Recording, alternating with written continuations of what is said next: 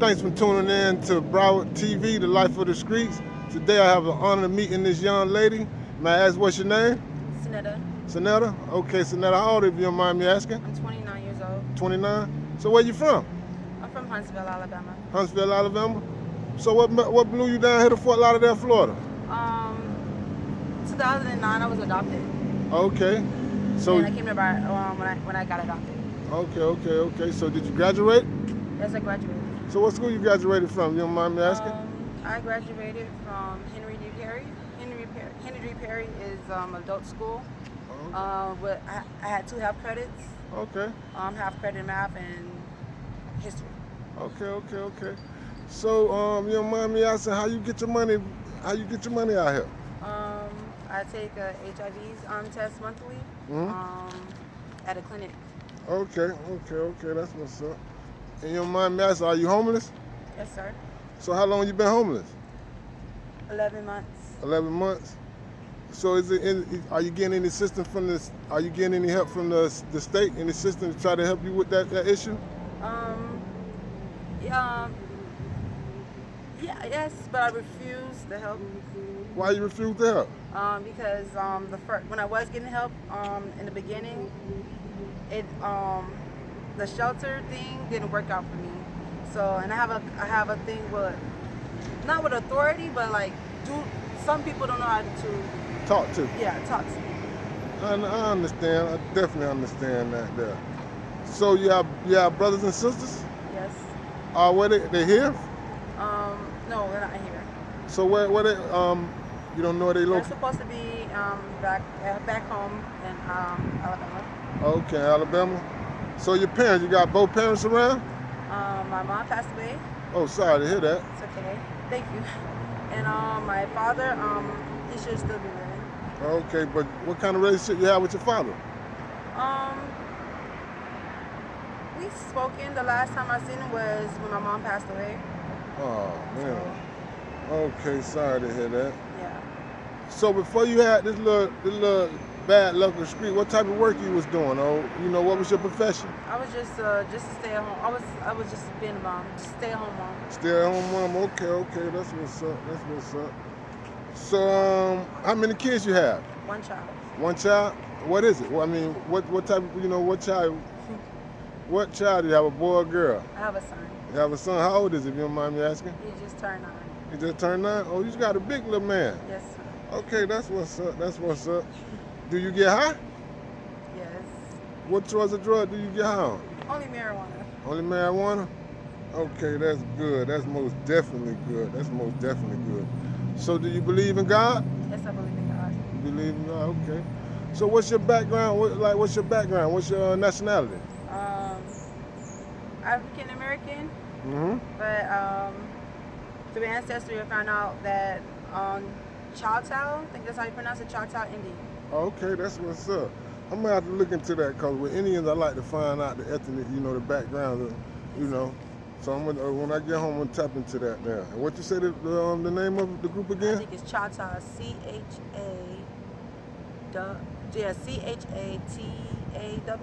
Okay, yeah, I'm gonna check that out. That's what's up. And you don't mind me asking, have you ever been touched as a child before? Yes. This was I was in foster care from 7 all the way to 14, and that's when I got adopted. So I did experience that. Okay, so do you mind me asking you a couple questions about it? I guess. Okay, so the people that would touch you, that was from the foster parents? It was from the foster parents? Yes, this happened within the foster parents, and also someone who was a little bit older than me. Oh man.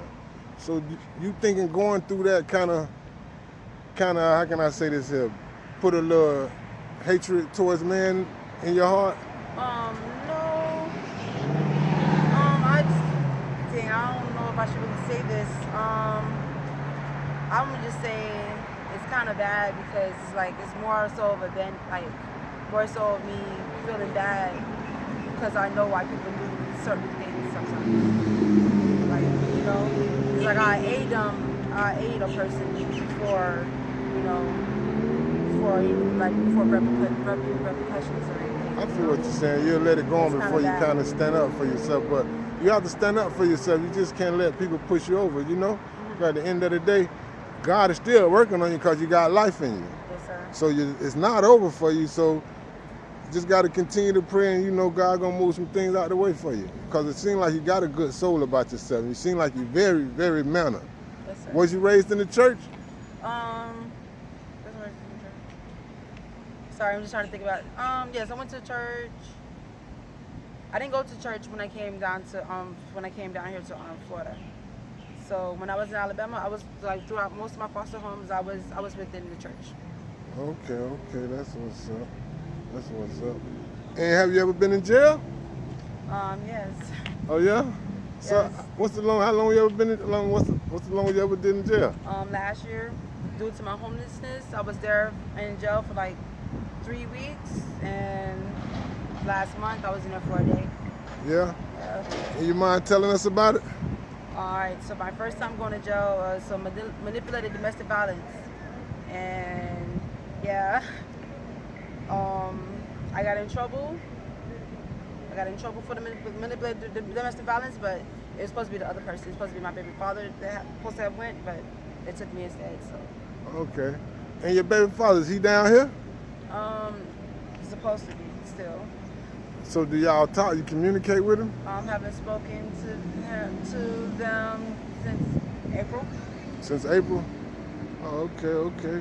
I So refuse to speak to him, and it's like what I want to do is I'm trying to get myself together so when I do go around my son, it won't be any interruptions. I don't want to be in and out of my son's life. I want everything to be on a consistent basis for me to be stable. that's some. In some type of way, whether it's just finances, like he don't gotta live with me right away, but like if I got my finances up to par, I can always see him and be able to take him out and stuff when it comes like release. That's like baby steps. I most definitely feel you on that. So right now, if you had the chance to like really turn this around and get you a job, what kind of job would you like? What type of work you looking for? To be honest, right now,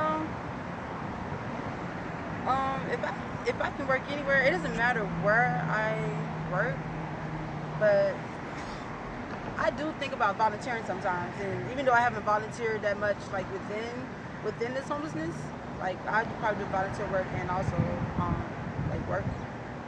But I have like throughout, I have helped people out here with a little bit of stuff I do have. But.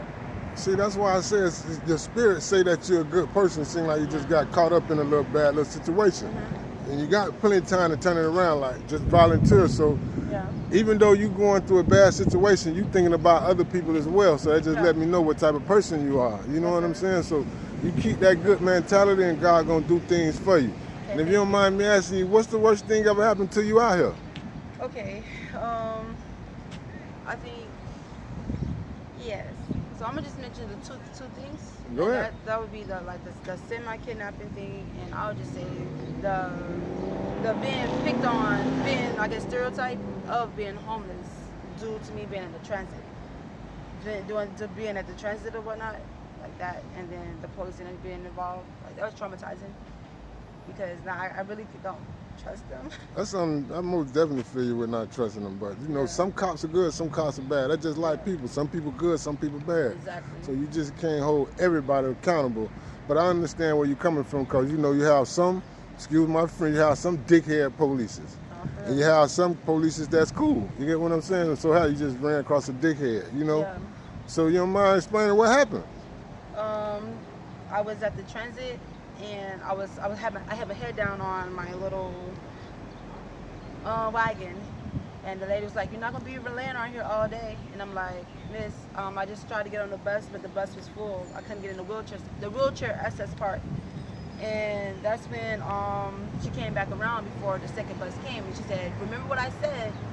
And so I was asleep, and I had this on, so I go like this. I can still see through this. So I see her talking to the security officer, and I'm like, I said, "Stop harassing me." And then she was like, "Harassment? What is that?" Like she said, "Is that a new word?" So I don't know if she was belittling me or maybe I pronounced it wrong.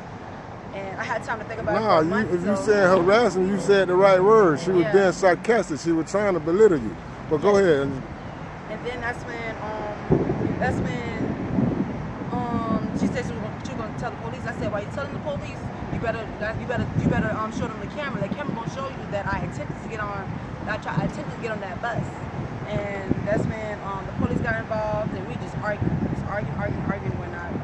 And the man was like, oh, she told you not to sleep. I said, she didn't tell me not to go to sleep. She just told me not to be laying around all day. Even though, like, I guess it's the same thing, but at the first I thought, like, you know, like how black people, like, if you saw a black person, I just say black person home, they'd be like, oh, you're not gonna be laying around here all day if you're within the house. That's how I took it, like, as if, oh, like, you're not gonna be out here being lazy or, like, you know, like, that's how I took it. And that's when the police got called back up. Mm-hmm. And because I said they told me to move, I moved. They didn't know I was sick. I was sick. That's why I had my head down. So then the backup came, and then he was like, "Oh, what's the problem?" Then he was like, "I don't want to hear it." So then that's when he said, "Oh, she asked you to move." I said, "I moved from here, and I moved here." So then he was like, he told me to leave. He grabbed my arm. He didn't give me any time to get up, and then he just grabbed my arm, and just put his knee right here and stuff, and they got tased. Oh, they tased you as well? Yeah, they tased me. The lady tased me, and after all the tasing and stuff happened, she was laughing. She was laughing at me. I go to the hospital, and they checked me or whatnot, and then that's the same police officer who put me in the handcuffs. He comes in the room and he says, smile for the camera. And I'm looking at him. I'm looking at him like, why would you tell me to smile? It's like y'all bullying me. It's like you bullying me. Like you know what I just went through. You're gonna tell me to smile for you so you can take the pictures of me. And then they was taking. Oh yeah. And I said something about Jesus. He's like, don't lie. He said, no. I said Jesus or God. He said, don't lie on God. Because he still been not to lie on God or whatnot. And I don't know. Like I have court tomorrow, and it kind of scares me because like I don't know what they're gonna say. Like if you guys didn't even listen to me and I told you guys look at the cameras and the cameras was right there, then you guys arrested me and you tased me. I don't know what to expect when I go to court. Just pray and just pray everything work out in your favor and they just drop the charges. Yeah. I'm sorry I talk so much. Nah, you're okay. That's why I wanted to interview you. Yeah. And and you say you got kidnapped. Mm-hmm. So with that situation, I met him on Mother's Day, and he claimed to have met me before. Sorry.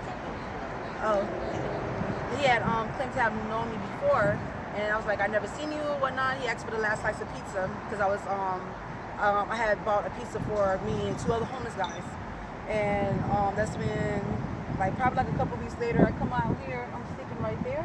And I saw him. He had a matter of fact, he had another lady on the it's like a moped, like a moped scooter. He said, "Oh, I'll be right back. I'm asleep. It's probably like 1 o'clock in the morning." And then he wakes me up and he started grabbing for my stuff and you know how they sleep, So anyways, we get on the scooter. We leave from here. We go to Lauderhill. We go past where I thought we was going, which was by the library. The guy that helped fill the pizza too, I asked about him. And while we was on the scooter, he was asking me all these questions, asking me questions and stuff like that. I guess trying to get to know me as we're on the scooter. And that's how I also know I ain't meet you before.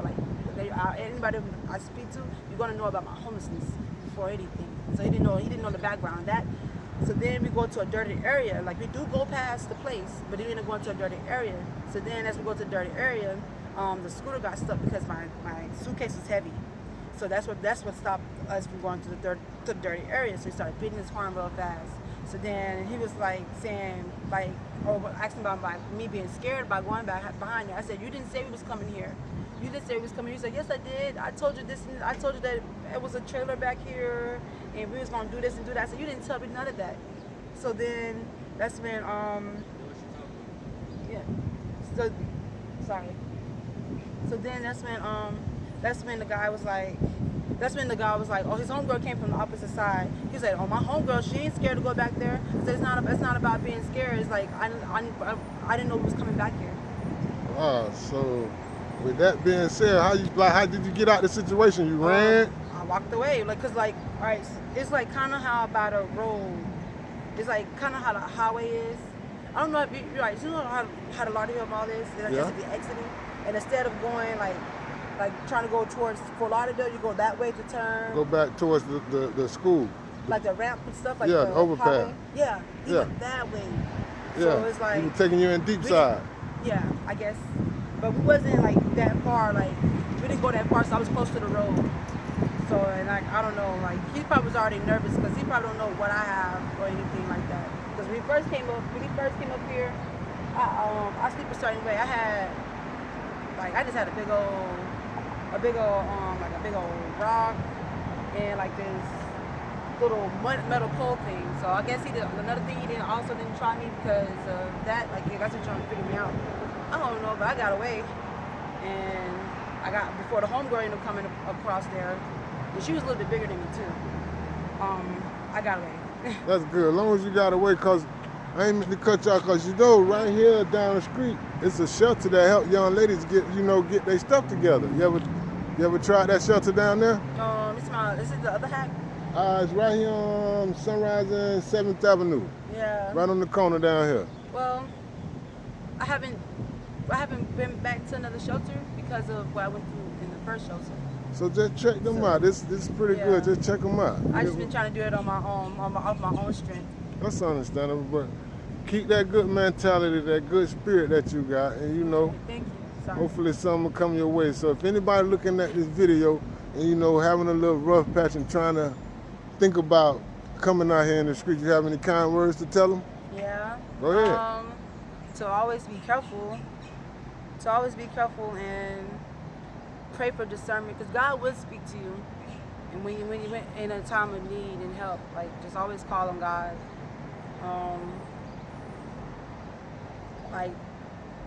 And if you're a woman, like try to sleep in the kind of in the open where nobody won't take advantage of you or anything. And thank God, no man hasn't had the opportunity to really take advantage of me or anything like throughout the streets.